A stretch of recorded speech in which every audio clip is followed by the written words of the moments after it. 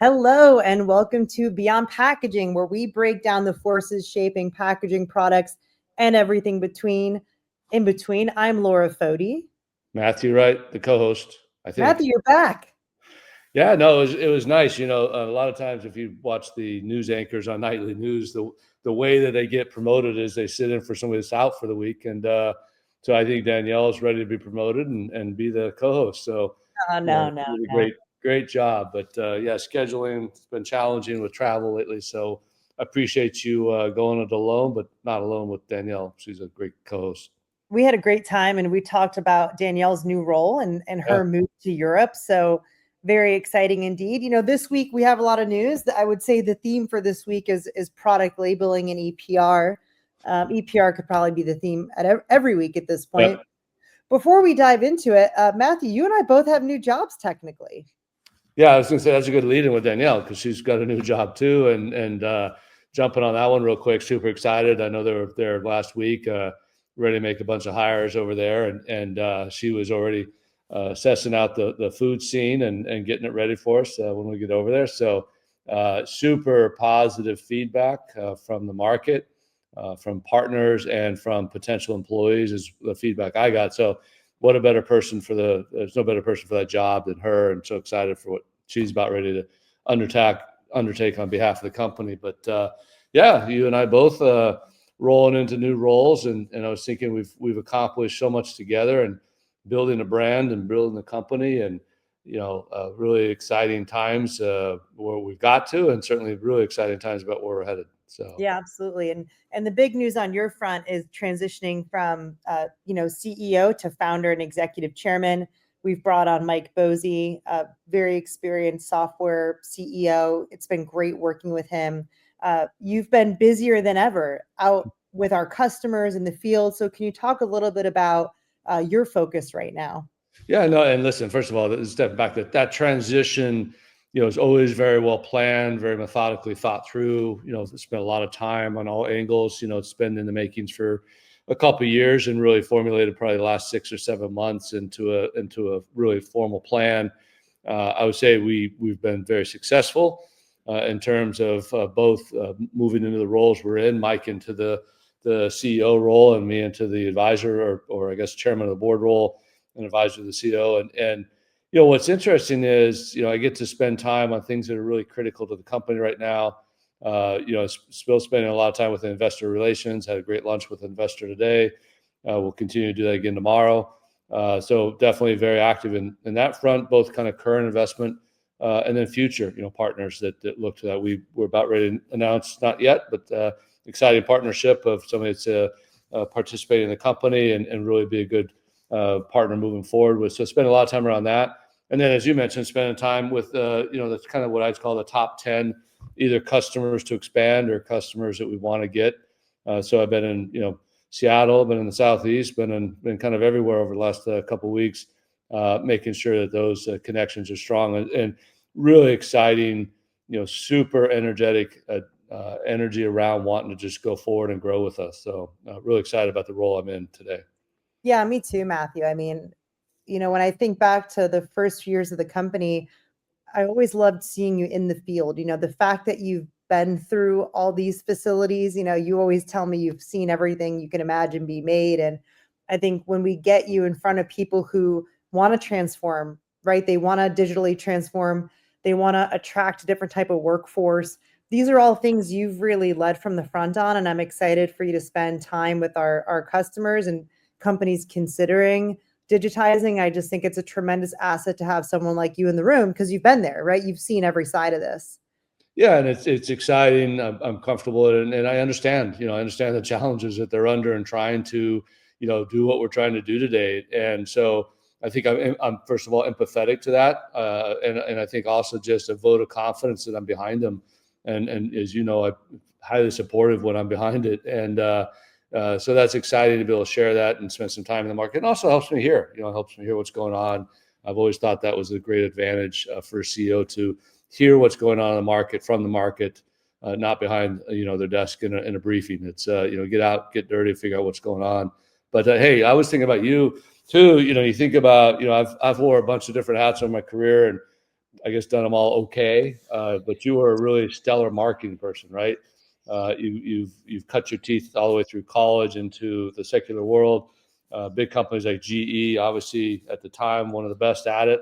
And then obviously on to many other things, but then on over to here to create a category. When you and I joined, we were a handful of people in a little office, and I was talking about this crazy stuff, and you were soaking it in, trying to figure out how to do it, and you did it. You built a category around specification management. It's funny, I don't know if you read the briefing from Europe, but in there it says it's a nomenclature's normal specification management. I'm like, well, we did that, right? So we created that being a word that people understand and associate a behavior against. That's a very hard thing to do. And so you did all that. You built a heck of a team. You put on things like Summit, which morphed from my little user group to this big, huge event.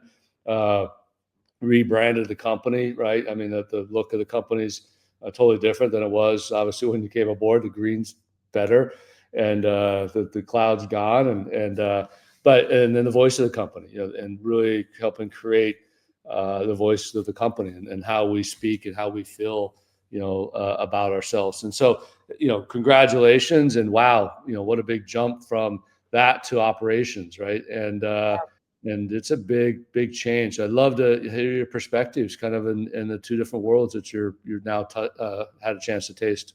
Yeah, I appreciate it. I mean, first up, I would say, it was really our customers and our users who helped us do that, right? I always said our best marketing comes from the people using the software, really talking about their problems and elevating their problems. I think what we saw is that a lot of people had these challenges within the companies, but they didn't have the language to get to that executive level and affect change. And we really partnered with so many companies and champions to do that. But it really feels like a full circle moment for me. I started my career in technology consulting, not in marketing. And I was laughing because, I used to go into these companies, and at the time it was many retailers wanting to go from selling in brick and mortar to selling online.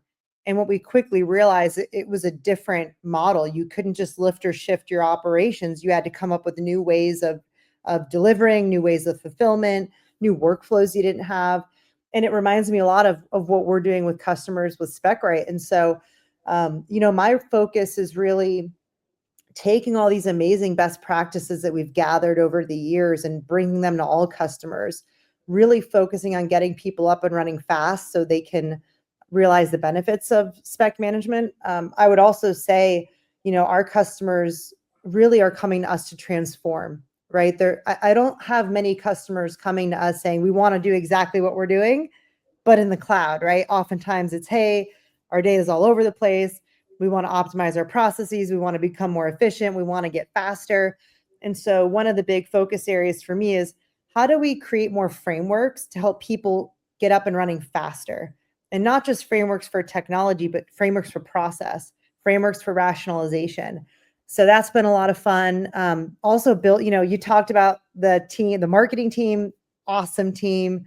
I think so many of our customers have the pleasure of working with them, and really excited to work with a fantastic team here on the professional services side. We're also going to be standing up new functions, which I'm really excited about. So customer success being one of them. Growth is always something that's been exciting to me. I love growing with our customers, growing with our team. So enjoying it. I love being in the field. I'm actually going to be in Philadelphia next week, actually, a week after next, but excited to be, hand in hand with a customer kicking off a project. So it really is such an honor to walk alongside these companies and lead them in their efforts. And I'm grateful for the opportunity. Well, I learned something now, which I didn't know before. I didn't know you went to Philadelphia when football season wasn't there. So this is a new learning for me. I'm always trying to learn, right? The other thing is I think we come from the same cloth in some ways. Fortunately, I have all the bad traits, but we're both always hard on ourselves. And I know you're constantly pushing yourself.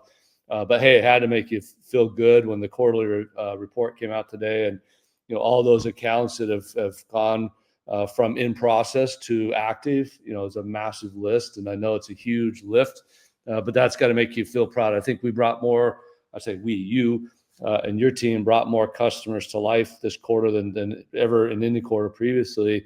I know we got a lot more to go and a lot more customers to make happy, but really good start to the quarter, to your first quarter in the job, and exciting to see so many customers live. We all know once they're live that they grow, right? They want to do more and more, and just getting over that initial hurdle.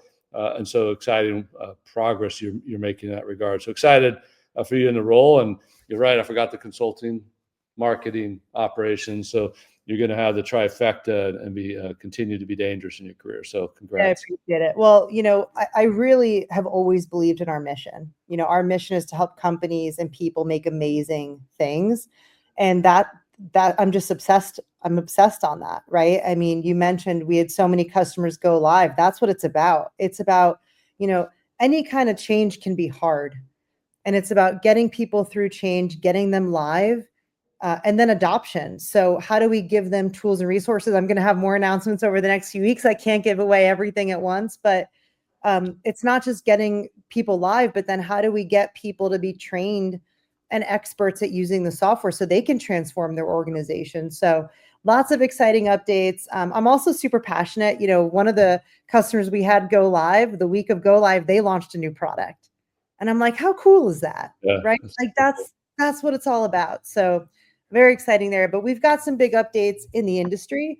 The first that I want to cover is from Packaging World. So it says why Sunrise 2027 2D barcodes won't be optional for brands. So this comes from the GS1 Connect event. GS1 is a great partner of Specright. We have a integration with One World, which is awesome.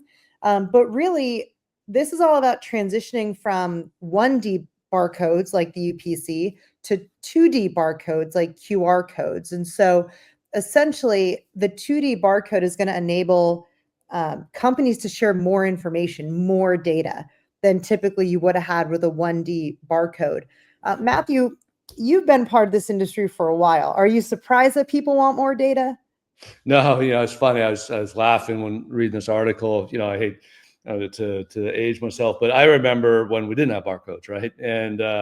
And then I remember when we got barcodes, and I remember everybody on the producing side complaining about the barcodes because it was another thing they had to do, and it was very centric to the retailer it was going to.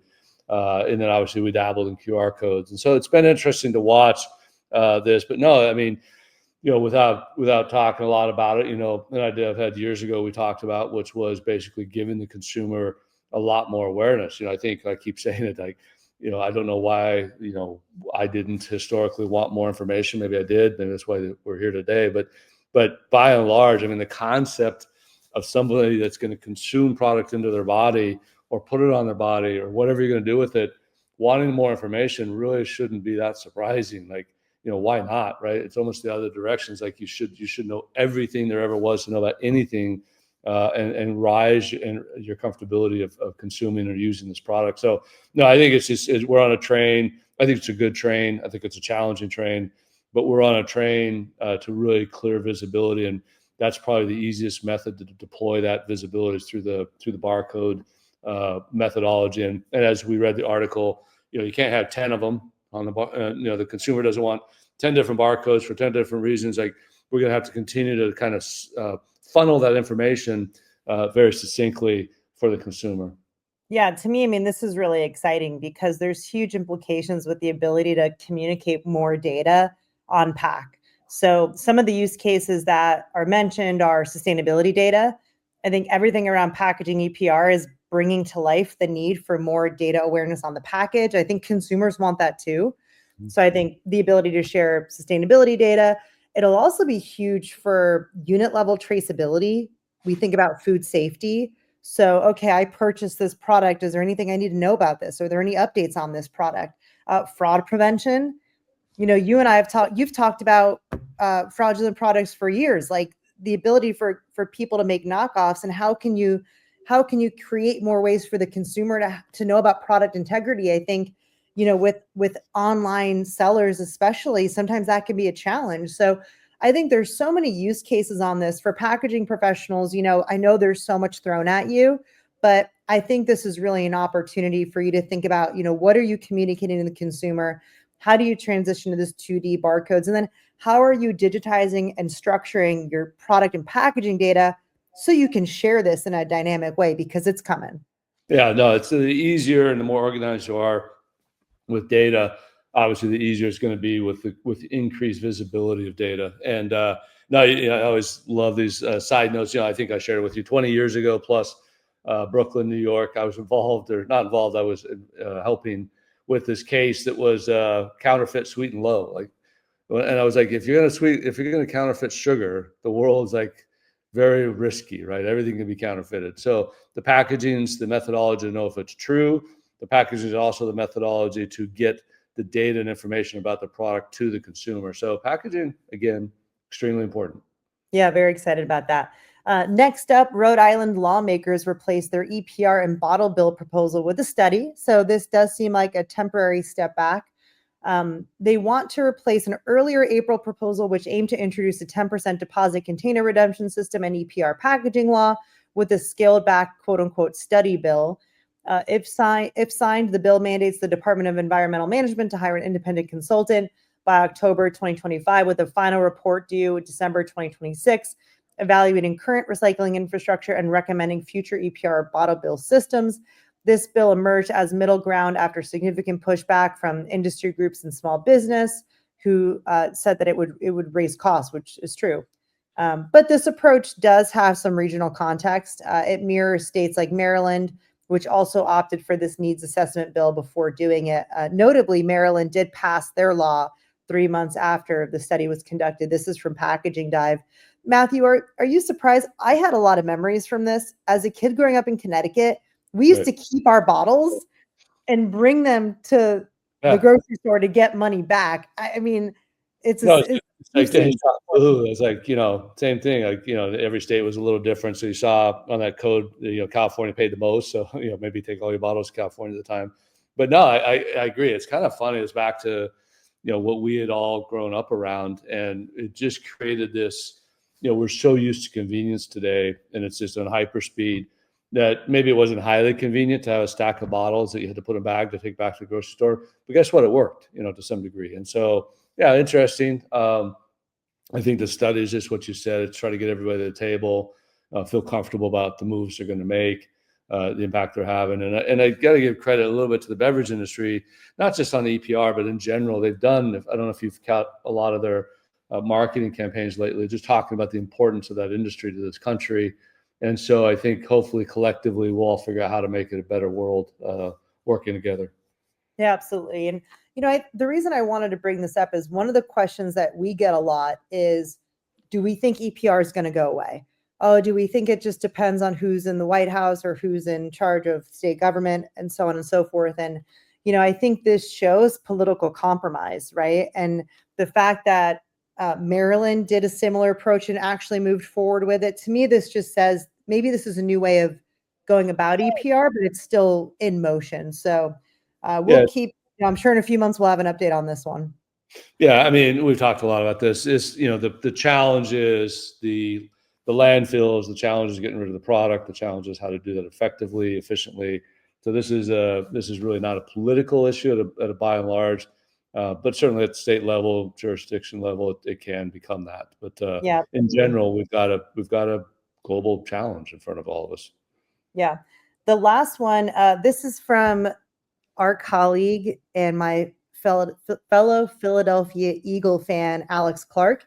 He went to the Packaging Recycling Summit and learned that there is now an eco-modulation bonus mechanism under Oregon EPR law.